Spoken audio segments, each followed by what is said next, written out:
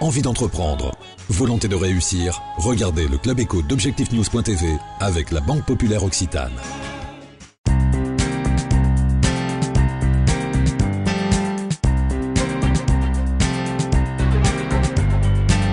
Bonsoir, bienvenue dans le Club Éco d'Objectif-News.tv. Nous recevons ce soir Philippe Poileux, le président de la Fédération des promoteurs et constructeurs de Midi-Pyrénées. Bonsoir. Philippe Poileux, bonsoir. C'est l'occasion de faire un peu le bilan de ce salon immobilier, de cette rentrée 2010. On a beaucoup parlé dans les médias de reprise de l'immobilier. Au regard de ce qui s'est passé ici pendant les 3 jours, on a l'impression qu'il y a une accélération, d'abord en termes de fréquentation, et puis une accélération dans le processus d'achat et dans le regain toujours pour l'immobilier. Alors c'est vrai qu'on a eu une grosse fréquentation du salon. Alors j'allais dire, c'est pas nouveau, mais c'est sûr que la différence, c'est qu'on voit beaucoup de gens intéressés, motivés. Alors ça fait déjà 2-3 ans, enfin notamment après effectivement le frein de 2008, où clairement les gens y voient un intérêt financier et affectif. On retrouve le lien affectif, et moi c'est ça qui me plaît en tant que promoteur, c'est qu'on voit le lien affectif avec le logement. C'est mon logement, c'est pas un logement. Voilà, donc ça c'est plutôt bien. D'ailleurs on voit que les gens s'arrêtent. Les gens posent des questions, donc ça c'est une bonne chose. Alors Philippe Poileux, vous avez ouvert ce salon de l'immobilier avec la présence de Pierre Izard, président du Conseil général, et de Pierre Cohen, le président du Grand Toulouse. Est-ce qu'on peut dire que ce salon attire autant d'investisseurs et autant d'accédants à la propriété? Parce que dans les discours, il a été beaucoup mentionné l'importance qu'il y ait surtout des accédants à la propriété, qu'il fallait rééquilibrer peut-être aujourd'hui les acquisitions faites dans l'immobilier. Voilà, alors ce qu'il faut bien comprendre, c'est quand les visiteurs viennent ici, ils viennent acheter leur logement, un logement. Après, l'aspect investissement ou accession, bien sûr qu'il est important, mais ça peut être secondaire. On voit de la mobilité, la vie de société est finalement remuante, on fait beaucoup de choses. Il y a des jeunes qui arrivent, ils louent, mais ils veulent acheter un logement pour investir. On voit des gens qui n'habitent pas forcément Toulouse et qui se disent il faut que j'achète à Toulouse parce que je vais revenir à Toulouse. Donc je dis que la population ne se scinde plus en investisseurs et occupants. On achète un bien d'épargne, c'est son logement, qu'on habitera ou pas. Donc je crois que ces différences entre investissement et accession ont moins lieu d'être. Alors par contre, là où vous avez raison, c'est que c'est quand même un sujet, on doit renforcer, on ne peut pas, effectivement, tout le monde n'a pas accès à l'accession, et c'est bien un des points du PTZ+, qui va être mis en place et qui va aider un plus grand nombre de nos concitoyens à accéder à la propriété.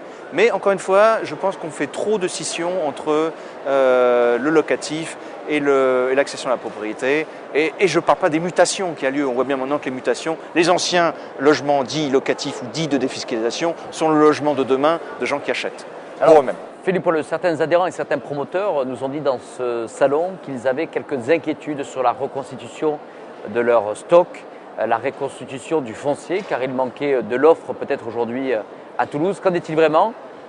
Peut-on arriver dans une situation de pénurie de nouveau de logements d'ici à 2 ans si rien n'est fait, si on ne relance pas des grands projets? Oui, la pénurie, c'est toujours quelque chose qui est à craindre, donc il faut être absolument vigilant là-dessus. Moi, ma formule, c'est ni trop, ni pas assez. Parce que s'il y en a trop, effectivement, du coup, ça dévalorise et on ne sait plus où on en est. Mais pas assez, c'est un vrai risque, c'est vrai partout. Donc c'est un vrai enjeu. La maîtrise foncière est quelque chose qui est compliqué. Mais je crois qu'avec ce qui est fait avec la communauté urbaine, de planification au niveau de la communauté urbaine, quelque chose qui va améliorer, qui va planifier, qui va lisser effectivement ces choses. Et on voit apparaître, et ça c'est nouveau pour Toulouse, des nouveaux pôles, des nouveaux centres urbains. Alors on les connaît aujourd'hui qui sont Andromède, qui va être Balma-Gramont demain, Saint-Orens, et aussi dans le centre-ville de Toulouse. Et tous ces nouveaux centres reliés entre eux feront qu'on aura une vision plus linéaire, plus planifiée et donc moins chère aussi. C'est ça qu'il faut dire, c'est sans doute plus accessible pour tout le monde. Alors voilà. Philippe Poileux, on peut parler bien sûr de beaucoup de sujets autour de l'immobilier, la dimension architecturale, la dimension développement durable. On parle beaucoup de BBC ici. Néanmoins, la question du prix reste un élément et un enjeu essentiel pour le consommateur. Oui. Vous avez rappelé dans votre discours que Toulouse était plutôt bien positionnée au niveau des prix, moins cher qu'à Montpellier, moins cher qu'à Lyon. Néanmoins, quelle est votre opinion sur la nécessité ou pas que les collectivités locales interviennent sur la régulation des prix?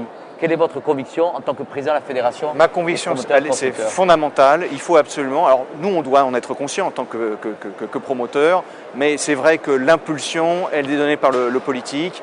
Le politique a effectivement cette mission qui est pas simple et qui est pas facile, effectivement, que de gérer effectivement les prix, de limiter effectivement cette inflation en produisant suffisamment. Vous l'avez dit tout à l'heure, si on produit plus, évidemment il y a suffisamment d'offres, donc ça évite effectivement l'inflation des prix. Mais il faut aussi produire de qualité, etc. Donc moi je dirais, c'est un enjeu. Le prix, il faut extrêmement vigilant. Alors sachez que les promoteurs n'ont pas intérêt, contrairement à ce qu'on dit, n'ont pas intérêt à ce que le prix augmente, parce que tout simplement, plus les prix augmentent, plus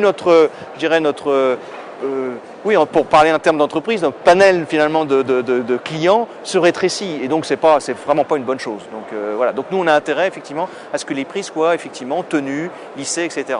J'ai toujours tendance à dire qu'ils sont toujours malheureusement trop chers, qu'on n'arrive pas à faire profiter du logement, notamment à l'accession, le plus grand nombre, d'où l'intérêt de ces mesures PTZ+, etc. Donc enfin, on peut dire qu'à Toulouse, il y a des prix qui sont maintenus, et on peut le dire d'autant plus qu'on a beaucoup de gens qui viennent d'ailleurs pour acheter à Toulouse. Donc ça veut bien dire aussi que finalement se disent, Toulouse c'est une ville dynamique, c'est une ville économique, c'est une ville pas trop chère.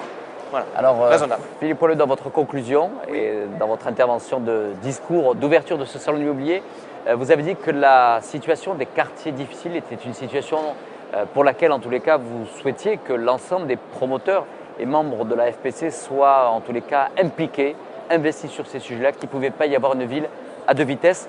Comment vous, en tant que Fédération des promoteurs et constructeurs, vous pouvez impliquer justement votre fédération sur ces sujets-là? Nous, on a une grande chance, c'est qu'on connaît bien nos clients. Donc nos clients, et donc on connaît effectivement ces populations-là qui ont du mal et qu'on n'arrive pas, effectivement, qui ont du mal à acheter un logement. Donc c'est vrai qu'on les voit tous les jours et on se dit comment est-ce qu'on va faire? Il est clair aussi que dans un schéma complexe tel qu'il est là, tout le monde doit effectivement, c'est un problème d'éthique, j'allais dire. Moi, je me positionne sur le thème de l'éthique. La promotion immobilière ne se dispense pas de sujet. Donc, je fais un appel à candidature, je l'ai dit à tout le monde, à la presse aussi, donc c'est bien d'en parler. Je crois qu'on est tous concernés par ce sujet-là. On ne peut pas vivre à côté, effectivement, de gens qui sont en difficulté. Ça dure 5 minutes, mais c'est pas tenable dans une société qui doit être plurielle et multiple. C'est un faux calcul. Donc c'est pour ça qu'on se doit. Donc comment est-ce qu'on peut participer? Financièrement, c'est clair, en y allant, en échangeant, en construisant, en n'ayant pas peur de construire dans ces quartiers-là, mais on ne le fera pas tout seul. Ça c'est clair qu'on ne le fera pas tout seul. Donc je crois que c'est un élan collectif qu'il faut amener et on souhaite y participer. Voilà. Ce salon de l'immobilier, octobre 2010, c'est une belle cuvée? C'est une belle cuvée. J'espère que ce ne sera pas la dernière et je pense que ce ne sera pas la dernière. Nos visiteurs l'ont bien compris. Voilà. Merci Philippe Poileux d'avoir répondu à notre invitation. Merci à vous. Merci beaucoup.